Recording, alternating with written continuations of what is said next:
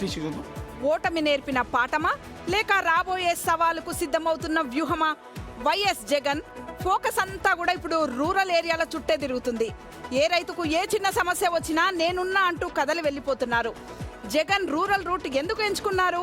ఈ అనూహ్య మార్పు వెనుక ఉన్న అసలు మాస్టర్ ప్లాన్ ఏంటి? ఎక్కడ పోగొట్టుకున్నామో అక్కడే వెతుక్కోవాలనే ఫార్ములాను జగన్ పక్కాగా అమలు చేస్తున్నారు. అందుకే గత ఎన్నికల్లో ఎక్కడ ఓట్లు కోల్పోయారో అక్కడే ఫోకస్ పెడుతున్నారు. మొన్న భీమవరం వెళ్లి ఆక్వా రైతుల సమస్యలపై గళమెత్తారు. అంతకుముందు మామిడి, మిర్చి రైతులను పరామర్శించి మార్కెట్లలోని సిండికేట్ల తీరును ఎండగట్టారు. ఇవాళ తూర్పుగోదావరి జిల్లా దేవరపల్లిలో పొగాకు రైతుల కష్టాలపై రోడ్డెక్కారు. కోర్టు ఆదేశాలతో అక్టోబర్లో స్థానిక సంస్థల ఎన్నికలు జరిగేలా ఉన్నాయి. పల్లెల్లో మళ్లీ పట్టు సాధిస్తే తప్ప పార్టీకి పూర్వ వైభవం సాధ్యం కాదనే లెక్కల్లో ఉన్నారు వైసీపీ పెద్దలు. ఎక్కడైతే బలం క్షీణించిందో అక్కడే మళ్లీ పునాదులు బలోపేతం చేసుకోవాలని పట్టుదలతో ఉన్నారు జగన్. అందుకే గ్రామీణ ఓటు బ్యాంకును ఆకర్షించేందుకు రైతు సమస్యలనే ప్రధాన ఆయుధంగా మార్చుకుంటున్నారు. మరి జగన్ వేసిన ఈ రూరల్ స్కెచ్ అక్టోబర్ సమరంలో ఎలాంటి ఫలితాన్ని ఇస్తుంది? పోయిన చోటే జగన్ కు విజయం దక్కుతుందో లేదో చూడాలి.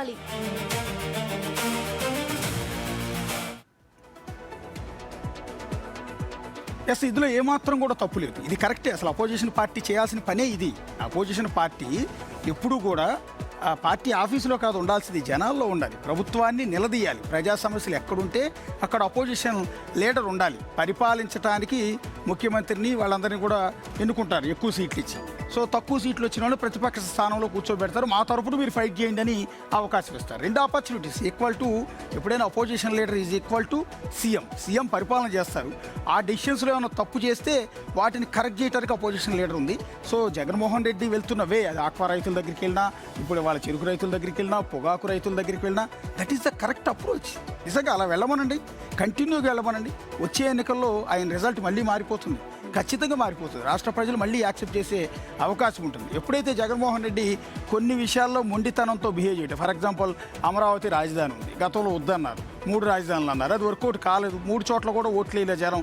అయినా కూడా మళ్ళీ అదే మొండి పట్టుదలతో నాకు అమరావతి వద్దు, మావిగన్ కావాలి, ఈరోజు 3 రాజధానులు తీసేసి మావిగన్ కావాలి, ఇలాంటి స్టేట్మెంట్స్ కాకుండా వీటికి కాస్త దూరంగా ఉండి, ఇదొక్కటే మైనస్ కనిపిస్తుంది నాకు. అపోజిషన్ లీడర్గా ఆయన సక్సెస్ అవుతున్నాడు. ఎవరైతే పార్టీ నేతలు అరెస్ట్ అయితే జైలుకి వెళ్ళి పరామర్శిస్తున్నారు, పార్టీ కార్యకర్తలు కష్టం వస్తే వాళ్ళ దగ్గరికి వెళ్ళి ఇంటికి వెళ్ళి పరామర్శించి వస్తున్నారు.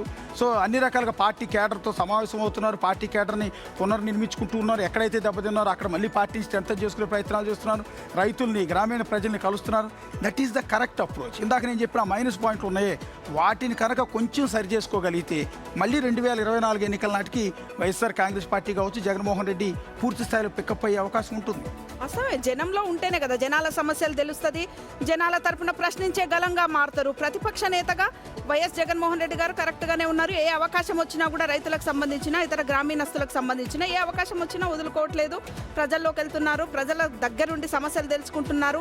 ఇంకొకటి 2024 తర్వాత, ఓటమి తర్వాత కూడా క్యాడర్ని కూడా ఉత్సాహం చేయాలి. క్యాడర్లో ఉత్సాహం నింపాలంటే నాయకుడు అంటే వాళ్ళు ఆఫీస్ గోడల మధ్య ఉండకుండా జనంలోనే ఉండాలి. జనంలో నాయకుడు ఉన్నప్పుడు క్యాడర్ కూడా ఉత్సాహంగా పనిచేస్తారు.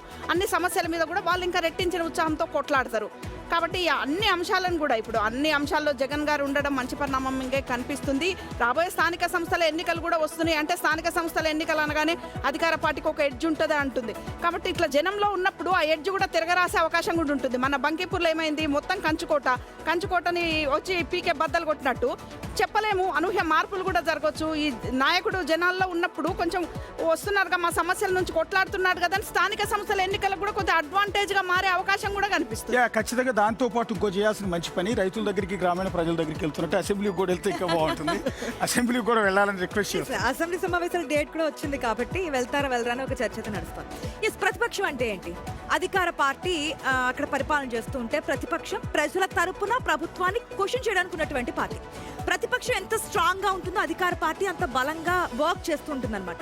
అక్కడ 11 స్థానాల 10 స్థానాల ప్రతిపక్ష హోదా ఉందా లేదనేది పక్కన పెడితే, ఎంత స్ట్రాంగ్ గా మీరు అధికార పార్టీని క్వశ్చన్ చేస్తూ ఉంటారో, ప్రజల సమస్యల గురించి మాట్లాడుతుంటారో, అంత స్థాయిలో అధికార పార్టీలో చలనం వస్తుంది. ఆ సమస్యల మీద కదలిక కూడా వస్తుంది.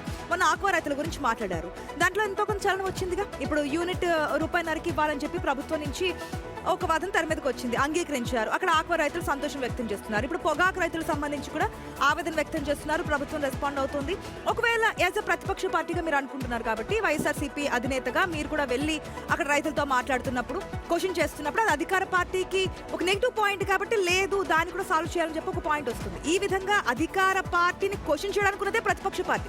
యాక్చువల్లీ బలం కూడా ప్రతిపక్ష పార్టీకి ఉంటుంది, ప్రజల్లో ఉండడానికి ఒక అవకాశం ఉంటుంది. అధికార పార్టీకి లేని అడ్వాంటేజ్ ఏంటంటే ప్రతిపక్ష పార్టీకి చాలా బలం ఉంటుంది. దేని మీదైనా పొట్లాడొచ్చు, దేని మీదైనా నిలదీయచ్చు, ప్రజల్లో ఉండొచ్చు, ప్రజా సమస్యల మీద కొట్లాడొచ్చు. అది చాలా అడ్వాంటేజ్ కూడా పార్టీకి.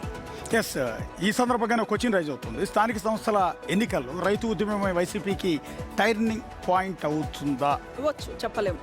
అవ్వకపోవచ్చు. లోకల్ బాడీ ఎలక్షన్స్ ఎప్పుడు కూడా అధికార పార్టీ కాదని అపోజిషన్ పార్టీ గెలిచే అవకాశాలు చాలా తక్కువ ఉంటాయి. సరే, కొంత పికప్ అయ్యే అవకాశం ఉండొచ్చు. ఎందుకంటే తెలంగాణలో మన బీఆర్ఎస్ మరి పంచాయతీ ఎన్నికల్లో మంచి పొజిషన్లో ఉంది కదా, పూర్తిగా జీరో కాదు, చాలా మంచి పొజిషన్లో సీట్లు గెలుచుకుంది బీఆర్ఎస్, కాంగ్రెస్ కాదని.